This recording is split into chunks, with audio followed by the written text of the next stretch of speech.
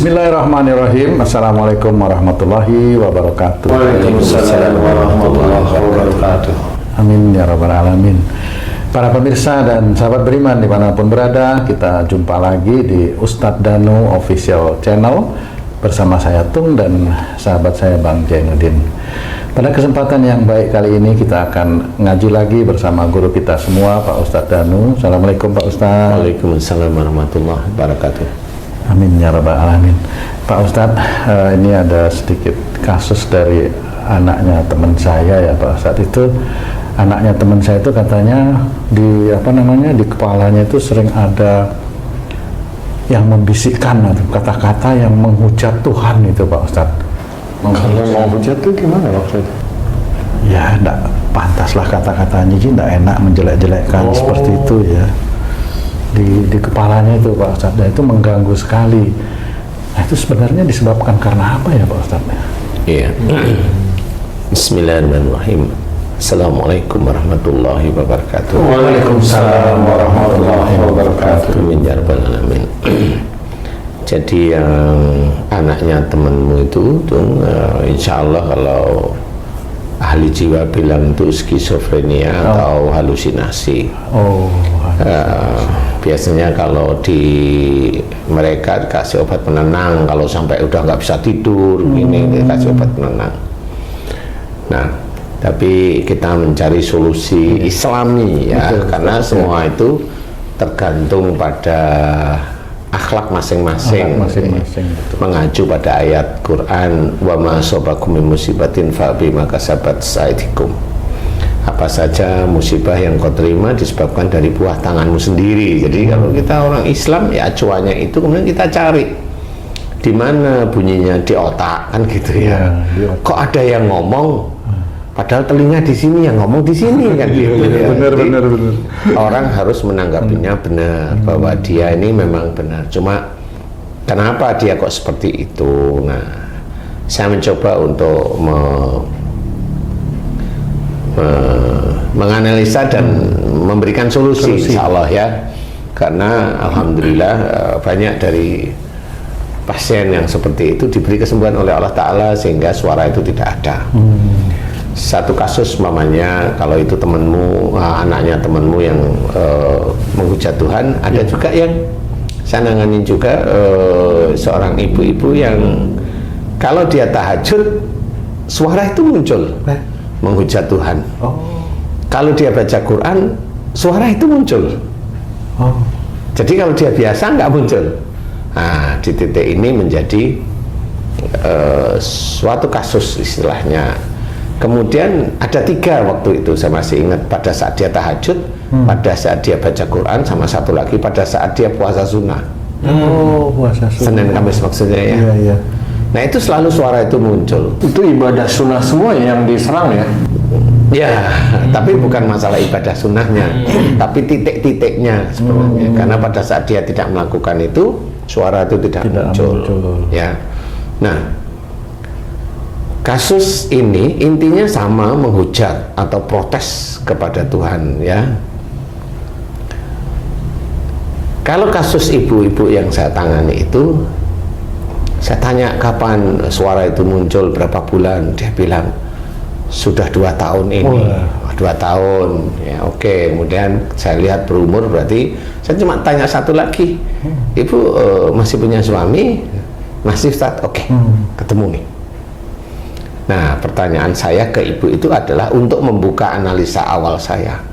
Ibu, apakah sebelum ibu suara itu muncul, ibu ada masalah dengan suami atau dengan anak ibu? Tapi yang paling kuat adalah dengan suami biasanya. Saya kasih contoh, umpamanya ibu kan tadi cerita menghujat Tuhan itu pada saat tahajud, pada saat membaca Quran, sama pada saat puasa sunnah. Yang mau saya tanyakan adalah apakah ibu ada persoalan dengan suami, kemudian ibu itu saya tidak tahu merasa dikhianati, atau ibu itu merasa terzolimi, kemudian karena ibu juga tidak bisa melawan suami, akhirnya ibu seperti protes kepada Allah. Protesnya pada saat tahajud umpamanya, atau prosesnya dalam keadaan sehari-hari, ibu bilangnya seperti ini umpamanya, ya Allah saya sudah tahajud tiap malam, ya Allah saya sudah baca Quran setiap hari, ya Allah saya sudah puasa Senin Kamis, kenapa engkau masih berikan aku seperti ini gitu. Beliau jawab, benar Ustaz, seperti itu. Benar, insya Allah benar Ustaz. Masalahnya apa?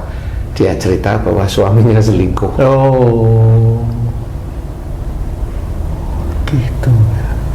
Berarti diawali dari ibu itu sendiri yang protes kepada Allah gitu, Pak Ustaz? Iya, karena kalau protes sama suaminya ya diajak berantem sama suaminya. Saya mengamati banyak saudara kita yang Islam itu ya, itu dia kalau keinginannya tidak terpenuhi itu kan protes ya. Iya. Apa saja itu protes. Kecewa dengan pejabat ini, kecewa dengan presiden, kecewa dengan ini, itu kan protes terus. Jadi ketenangan, kesabaran itu tidak muncul pada dia. Nah, si ibu itu juga sama seperti itu. Beliau itu sholat tahajud, beliau itu puasa sunnah, beliau itu baca Quran, itu dipergunakan agar keluarganya itu baik-baik aja. Jadi dia melakukan ibadah itu untuk tujuan duniawi. Nah, di titik itulah akhirnya beliau saya kasih tahu, tidak seperti itu ibu. Jadi ibu harusnya sholat ya karena Allah, baca Quran ya karena Allah, puasa pun karena Allah walaupun itu sunnah. Kalau ibu ibadah itu hanya untuk menyelamatkan keluarganya, ya kalau diuji seperti ini ibu pasti protes sama Allah. Nah, itu kejadiannya.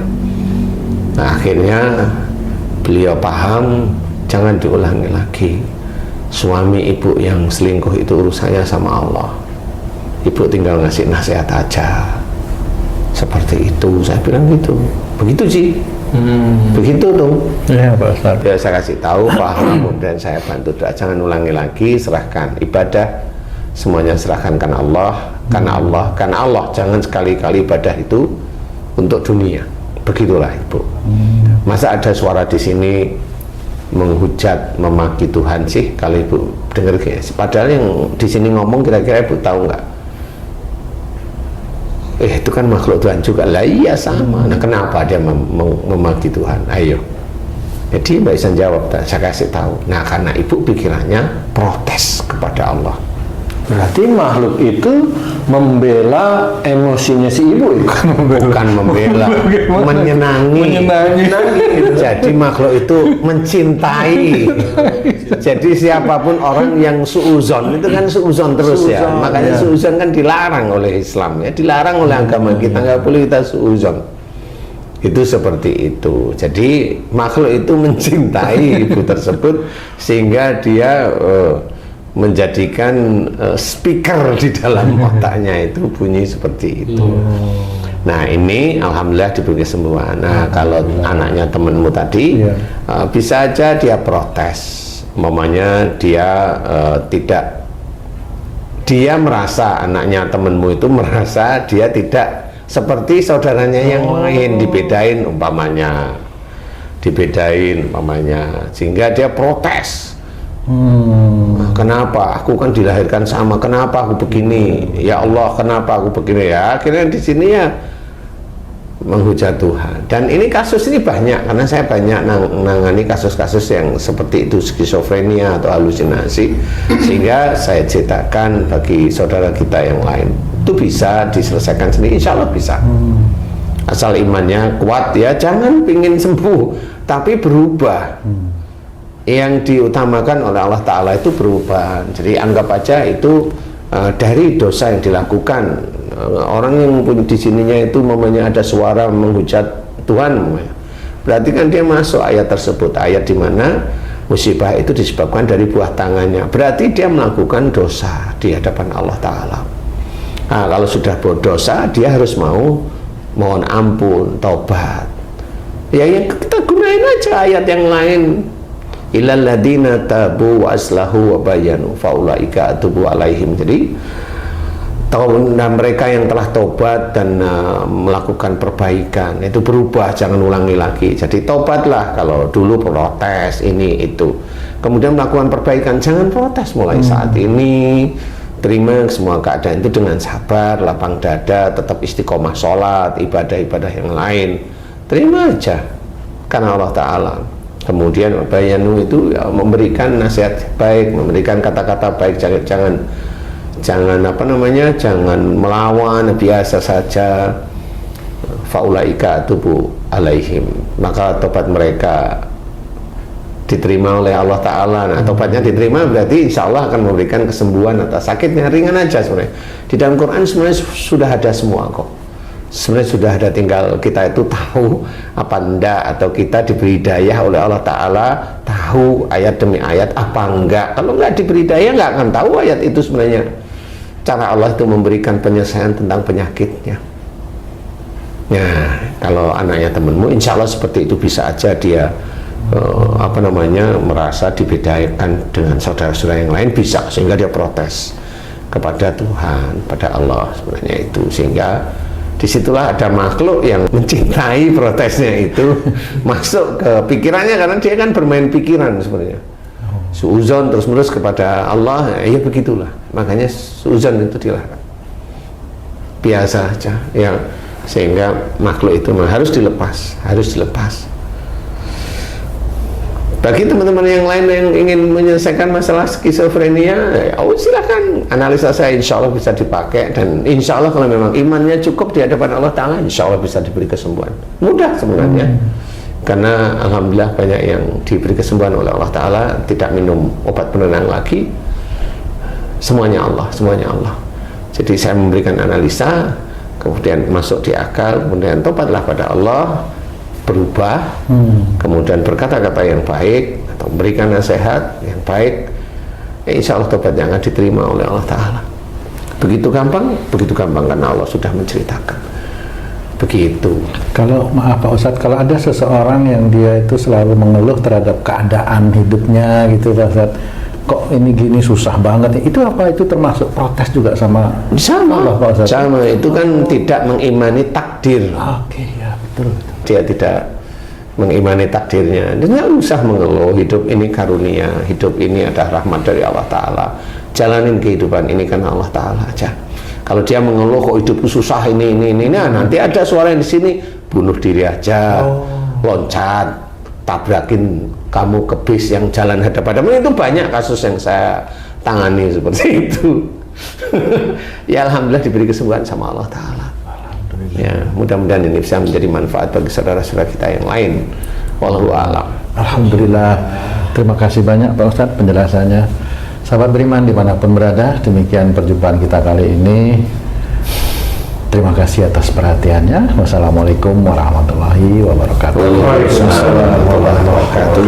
Alhamdulillah.